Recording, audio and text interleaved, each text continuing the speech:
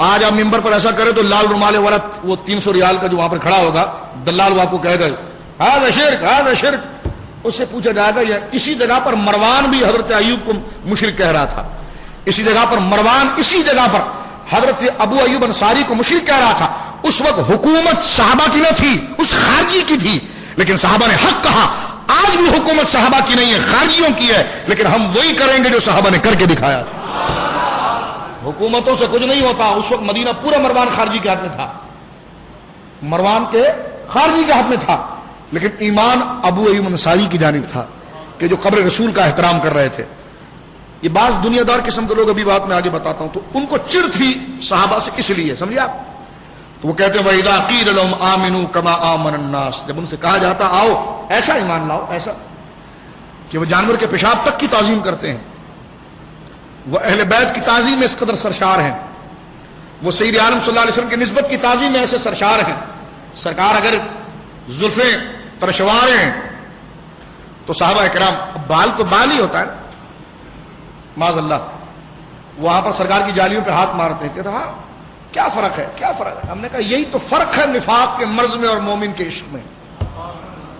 بخاری کتاب الحج میں موجود ہے, جب سرکار بال ترشواتے تو صحابہ کرام علیہ رضوان, اب دیکھیں نا سرکار نے قرآن دے دیا بات ختم ہو گئی, لیکن نہیں, صحابہ کہتے ہیں یہ تو منافقوں کا عقیدہ ہے, مومنین کا عقیدہ یہ کہ حج جہد سے حضور کا ادب کرنا ہے. اب سرکار جب بال ترشواتے ہیں تو صحابہ کرام علیہ رضوان اپنی جھولیوں کو حضور کے آگے پھیلائے ہوئے ہیں, اب وہ سارے بال اس کے اندر گرتے ہیں. پھر حضور علیہ الصلوۃ والسلام بال اس میں گرتے ہیں, اور میرے آقا نے بھی ان کا بڑا بیڑا غرق کیا ہے. سارے بال جمع کر کے جب حضرت ابو طلحہ حضور کے پاس لے کر آتے تو سرکار خود اپنا بال سب میں تقسیم فرماتے, لو رکھو تاکہ منافقین کا منہ کالا ہو جائے. کالا تو ہے, ان کے دل بھی کالے ہو جائیں اور وہ مر جائیں, جس کا اعلیٰ حضرت نے کہا کہ غیظ میں جل جائیں بے دینوں کے دل. یا رسول اللہ کی کثرت کیجئے. یعنی میرے آقا نے دیکھا کہ یہ میری تعظیم سے چڑھتے ہیں تو اپنے صحابہ کو اپنی تعظیم میں اور دیوانہ کیا. یعنی وہ بال کا دین سے کیا تعلق تھا, لیکن نسبت رسول کو بتاتے اس کو دین بنایا گیا, اور سرکار خود اپنے جمع کیے ہوئے بال ترشوائے ہیں. میرے آقا نے جو زلفیں ترشوائی ہیں, بخاری کتاب الحج کی حدیث ہے, اس حدیثوں کو نوجوانوں یاد رکھو. اور پھر حضور اپنے اس بال کو ایک ایک بال کو صحابہ میں تقسیم کرتے ہیں, اور پھر وہ صحابہ کرام سے وراثتاً آگے بڑھتا چلا جاتا ہے, آگے بڑھتا چلا جاتا ہے. اور بخاری میں آپ آخر میں دیکھیں تو میری ماں تو کمال کرتی ہیں, سیدہ ام سلمہ رضی اللہ تعالیٰ عنہا, جب ان کے پاس کوئی بیمار آتا ہے تو منجن یا کوئی دوائی, کوئی معجون, کوئی پھکی اس کو نہیں دیتی ہے, بلکہ بخاری کی حدیث ہے کہ ایک چاندی کا برتن تھا جس میں حضور کی داڑھی مبارک کا بال تھا, اور داڑھی مبارک کا بال جو سرخی کی طرف مائل تھا وہ بال رکھا ہوا تھا. ایک جانب سے پانی ڈالتے تھے اور دوسری جانب نلکی سے پانی نکل جاتا تھا.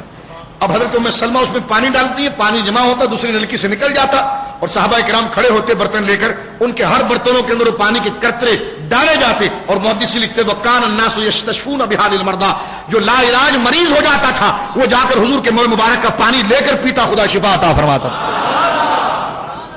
ہمیں نجدی کہتے ہیں تم قبر پوجے ہو گئے ہو, تم قبر پوجے ہو گئے, تعظیم میں تمہارا دل سڑ گیا ہے. ہم نے کہا نہیں, ہم قبر پوجے نہیں ہوئے ہیں, لیکن تم البتہ بچڑے کی پجاری ضرور ہو کہ تمہارے اندر جو مرض موجود ہے وہ مرض تمہیں حضور کے عشق اور محبت کی طرف لانے نہیں دیتا.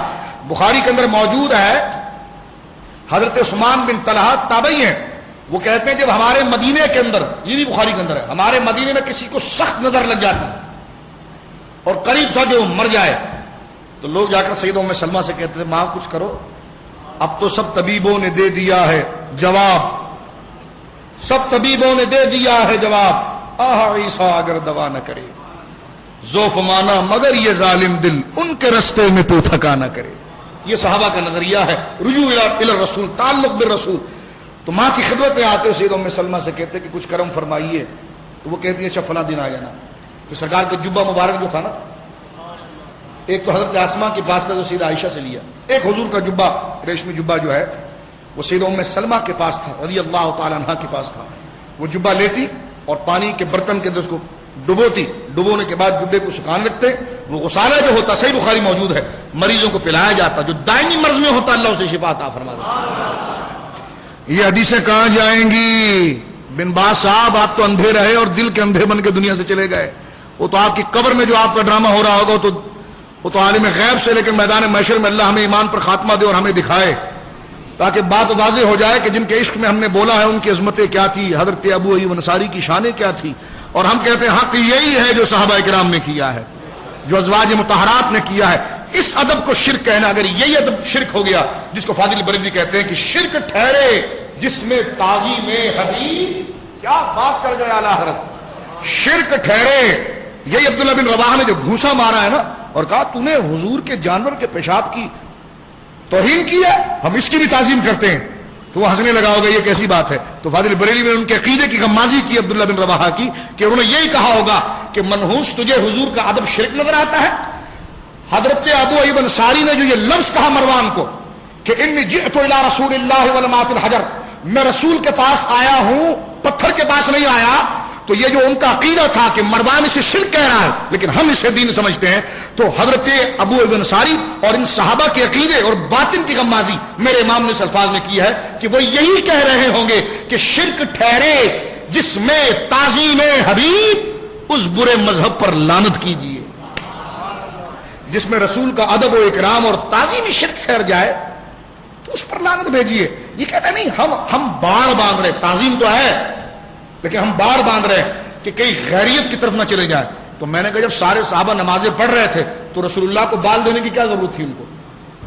جب انہوں نے داڑھی رکھ لی تھی، کلمہ پڑھ رہے تھے، سب کچھ کر رہے تھے، تو یہ حضور ان میں کیا فکر بھڑکانا چاہ رہے ہیں، کیا شعلے ان کے اندر جوان کرنا چاہ رہے ہیں؟ یہ حضور نے اپنے لعاب کیوں، اور بخاری کتاب الوضو اٹھا کر آپ دیکھیں، سرکار اپنے وضو کے برتن میں پانی قصدن چھوڑتے تھے، جس کو بالفاظ دیگر کہا جاتا ہے جان بوجھ کر چھوڑتے تھے، اور صحابہ کو کہتے پیو، یہ کتاب الوضو بخاری، پیو اس کو پیو۔